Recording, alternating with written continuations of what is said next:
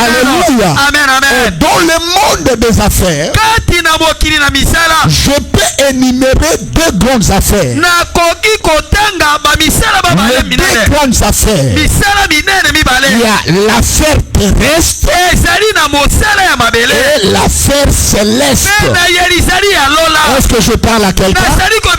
Il y a l'affaire terrestre et l'affaire céleste. L'affaire terrestre concerne tout humain. Celui que Dieu a créé à son image et à sa ressemblance. C'est l'affaire terrestre. Cela concerne que ce soit le chrétien, que ce soit le païen, qui que ce soit, comme il est créé à l'image de Dieu. Cela veut dire l'affaire terrestre le concerne. Mais l'affaire céleste, il y a maintenant une différence. Pour participer à l'affaire terrestre, il y a une condition. La condition est laquelle? C'est d'abord devenir enfant de Dieu. Pour entrer dans les choses ou dans l'affaire céleste, il faut d'abord devenir enfant de Dieu. Quand tu deviens enfant de Dieu, Dieu va te doter de son esprit. Mais pour comprendre les affaires célestes. Parce que sans l'esprit de Dieu, tu ne vas rien comprendre. Parce que les affaires ou l'affaire céleste est liée à la spiritualité. Oh, l'homme charnel ne peut jamais comprendre les choses de l'esprit. Les choses de Dieu ne sont pas des choses charnelles. Mais les choses de Dieu, c'est les choses de l'esprit. Alors pour comprendre, pour entrer dans cette affaire, il faut que tu sois d'abord un enfant de Dieu.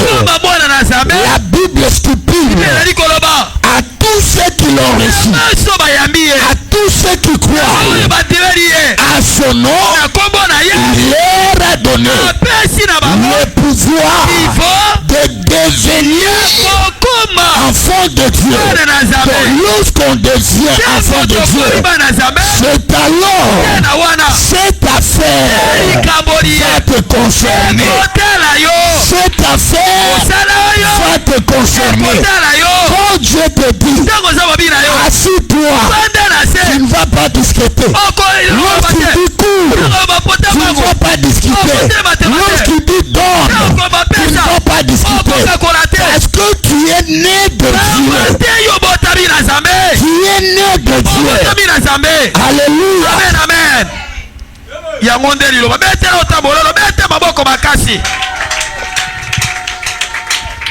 Raison par laquelle quand Jésus est venu, quand Jésus est né, je suis dans Luc 2, ses parents le cherchaient, ils trouvent Jésus dans le temple.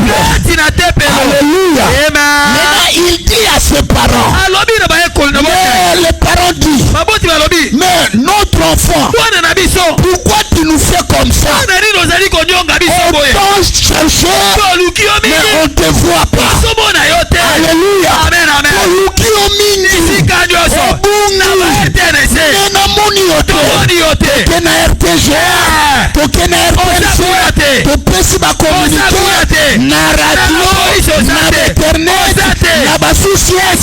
Tu n'es pas là. Pourquoi tu nous as fait ainsi? Écoutez la réponse de Jésus. Je suis dans Liquide Terra 9.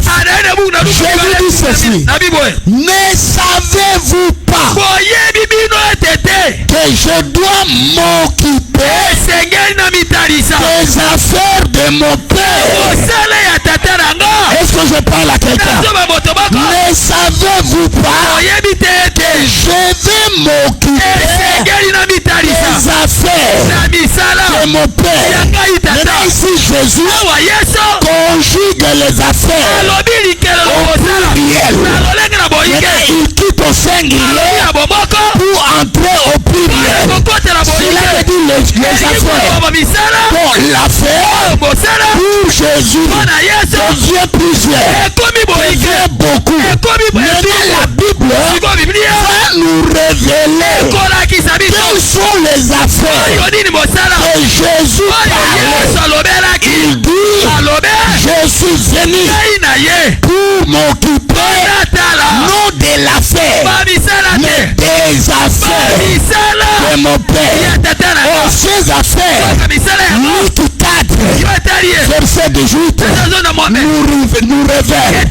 Il dit ceci, l'Esprit du Seigneur est sur moi, car l'Éternel m'a envoyé. L'Éternel m'a envoyé. J'aimerais dire, cette semaine, l'Esprit du Seigneur est sur moi, car l'Éternel m'a envoyé ici à la rédemption, pour faire les affaires du royaume. Les affaires du royaume. Maintenant, quelles leçons les affaires du royaume et Jésus parlait? Les affaires du royaume et Jésus parlait. Il s'agissait de quoi? La Bible déclare, l'Esprit du Seigneur est sur moi pour annoncer. Première affaire.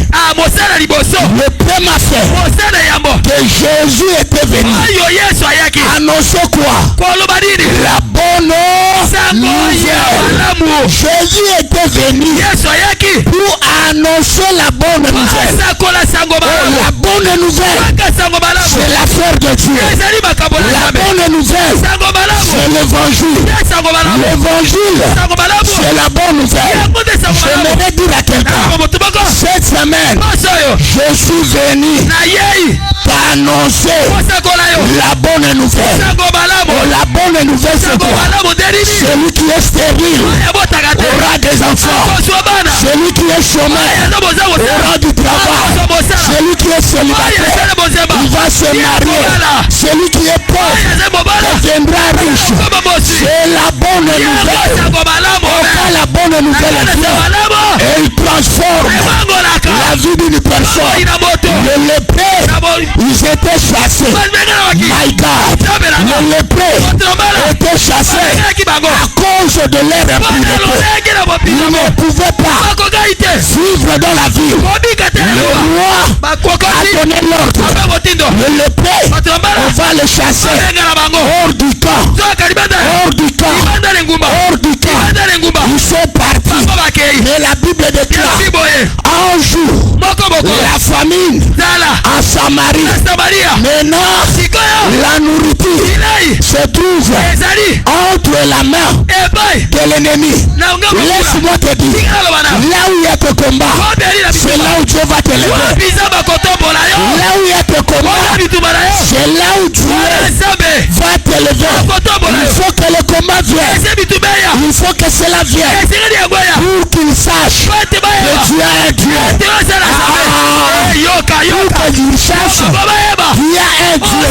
Mais papa de combat, il dit à Jérémie, Jérémie 1, 19, ils te feront la guerre.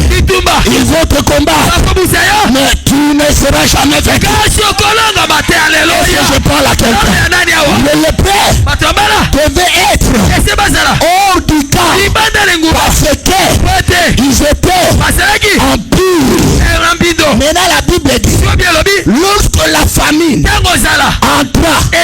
le replay ont réalisé. Si nous rentrons dans la ville, nous n'avons plus la place. On nous a chassés. Maintenant, si nous allons au camp des ennemis, des Assyriens, on va nous tuer. Que faire? La vie ou la mort? Mais là, dans le cas de l'ennemi, il y a l'abondance. Ils ont pris la résolution de se jeter dans le cas de l'ennemi. Dans le cas de l'ennemi. Écoutez, celui qui te combat, il n'est pas fort. Ton ennemi n'est pas fort. Ton ennemi est faible. Ton ennemi n'est pas fort. Ton ennemi est faible. Yango abundisaka yo kobata. Soka makasa bimaliboso. Mais le kola lobaka ya kobata. Le kola lobaka ya kobomba. Et la dit que non akokokate. Akokokate. Cette semaine, je t'annonce, ton ennemi est faible. Soki ngana kopepa na